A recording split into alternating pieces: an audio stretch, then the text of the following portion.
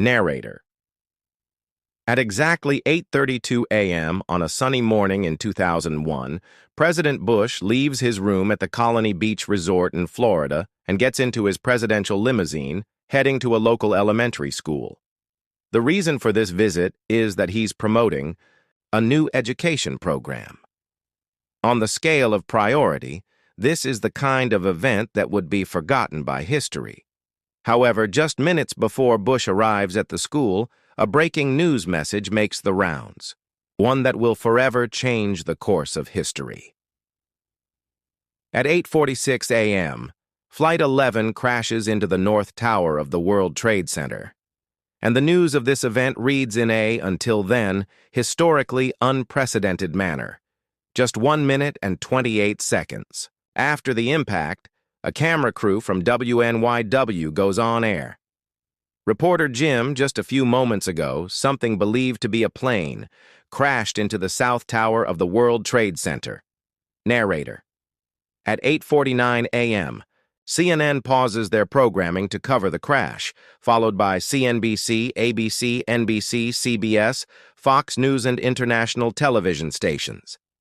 In less than 10 minutes, the eyes of the whole world were focused on New York City. However, nothing is known about the causes at this point in time, and speculation about a possible accident is circulating in Sarasota, where Bush is preparing to head into the school. Right along Bush's side is White House Press Secretary Ari Fleischer, who throughout the day is taking handwritten notes that reveal how everything unfolded from the president's perspective, with White House Chief of Staff Karl Rove informing the president about the impact just before he heads into the school for the event. As the nation listens to TV anchors speculating potential reasons for the crash, the president listens to school children reading stories. There's still the possibility that it could all be just a tragic accident. But a few minutes later, this possibility can be ruled out. At 9:03 a.m., United Flight 175 heads for the South Tower.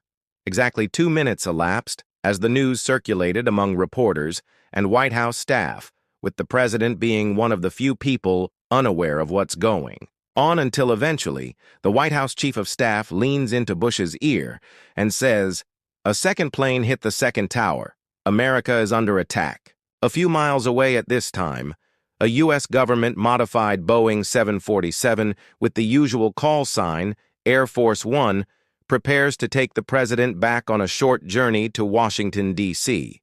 What no one can predict at this point is that the president will be on that plane for much longer today. After the school event was cut short, senior White House staff gathers in an adjoining classroom for a briefing, following the news on TV, much like the rest of the country, and an initial statement was prepared. Today we've had a national tragedy. Narrator simultaneously, the air. Force is clearing the way for a seamless flight of the presidential plane. Airbase staff. I need you guys to keep a good eye on Air Force One today and make sure that it gets priority. They're going to probably be taking off early here to come back to Washington, D.C. So is there any way that you can help us out on that? Command Center staff. Yeah, Airbase staff. They're out of Sarasota, and they'll be coming back probably in the next hour, I believe. Narrator. But whether Bush should really return to the Capitol in this situation is unclear as the attacks on the nation continue. While the president is in his limousine heading to the airport, he's informed of yet another strike. News anchor. This is coming at 9:43 Eastern Time. We're looking at a live picture from Washington, and there is smoke pouring out of the Pentagon. Narrator. About 10 minutes after the strike against the Pentagon, Air Force One is about to take off from Sarasota. The Secret Service had received reports that a person with an unclear device was near one end of the runway, and the fear was that it might be a weapon, even though later it turned out to be nothing but a camera. As a precaution, the pilot decided to turn the plane around and take off from the other side so as not to be in the line of sight of a possible shooter. Unlike usual, the plane also climbs at an extremely steep angle, a safety maneuver that can protect against ground attacks. As Air Force One continues to gain altitude heading towards the capital city, one other plane over U.S. airspace is still under the control of the hijackers. Flight 93, initially heading to San Francisco, had changed course, now also approaching Washington, D.C. As it later turns out, the passengers of this flight had heard of the attacks on New York and initiated a revolt against the hijackers, with passengers attempting to gain control. At 10:03 a.m., Flight 93 crashes in a field in Pennsylvania. Although the revolt was unsuccessful in saving the passengers, it did save lives by preventing the hijackers from reaching their destination. Meanwhile, aboard Air Force One, heated debates are raging about where the president should be flying at this time. Bush himself had given the order to return to Washington, but in the midst of an ongoing threat, the Secret Service was not about to risk it. Bush was barred, or at least strongly discouraged, from returning to D.C. Instead, Barksdale Air Force Base in Louisiana was chosen. Here, Air Force One can then refuel, and a longer plan can be devised for where the president can most effectively carry out his duties. As the plane heads for Louisiana, growing concerns are also raised about the possibility of Air Force One itself becoming a target. While the plane is equipped with flares and smoke screens to detect radar and heat-guided missiles, it has no way to protect itself against an airliner collision. Herndon Center staff. Air Force One is filing a random route, by the way. FAA staff. Okay. Herndon Center staff. We don't know where they decided to go, but they still don't have a fighter escort. FAA staff. They still do not? Herndon Center staff. That's correct. FAA staff. Holy cow. Narrator. Adding to this concern is the fact that some airplanes were not immediately responding to ATC calls, which led to the wrong belief that there might be an additional free aircraft still missing. Every plane in the sky was seen as a possible threat now. Therefore, Air Force One started climbing to an extremely high flight level, above the usual cruising altitude for commercial flights, heading up to 45,000 feet, so they can outrun anybody. While lateral movement is more difficult to track, Air Force One had this altitude for itself. And then, towards the end of their flight to Louisiana, Air Force One was joined by two fighter jets that had taken off from Joint Reserve Base Ellington to escort the president for the final few minutes. Throughout the flight, Air Force One's normally stable telephone lines were suddenly unreliable, making communications with the White House, where Vice President Cheney was sheltered in a secret bunker, very difficult. Communication networks across the country were at their limit that day, and Air Force One wasn't an exception. And it was during this flight when a controversial military order was made, one that until today is a controversial topic of discussion. In the bunker below the White House, there were ongoing fears that another hijacked plane was flying towards Washington, D.C. It later turned out that this was Flight 93, which crashed in Pennsylvania 10 minutes earlier. However, the information about the crash had not yet reached the White House. And between 10:12 and 10:18 a.m., Vice President Cheney was asked whether this plane should be shot down if it continued to head towards the Capitol.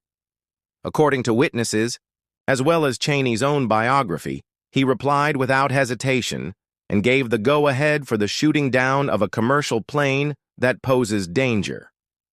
The problem with such an order, however, is that Cheney, as vice president, is not part of the military chain of command. According to this hierarchy, such an order comes from the president, with the only other person in question being the Secretary of Defense, Donald Rumsfeld, who is second in line to the president.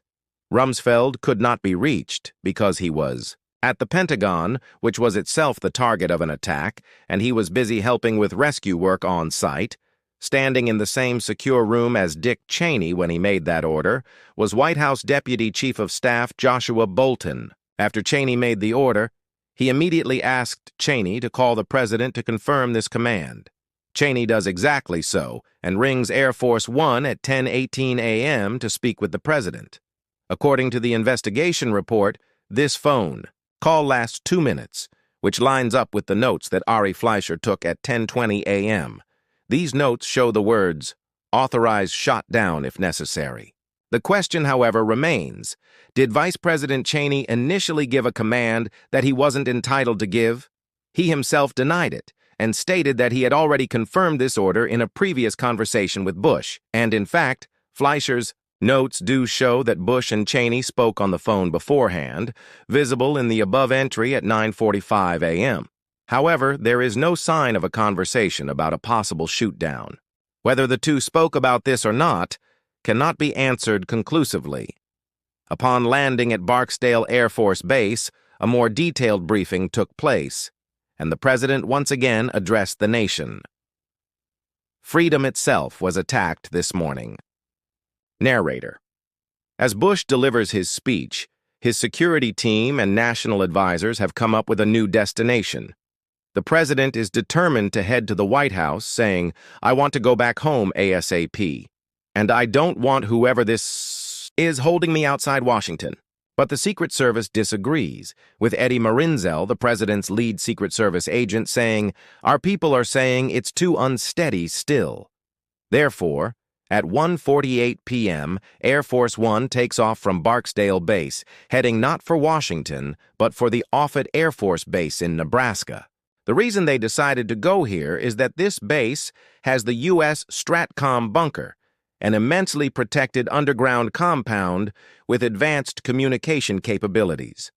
On this journey to Nebraska, Air Force One was flying almost entirely alone in American airspace.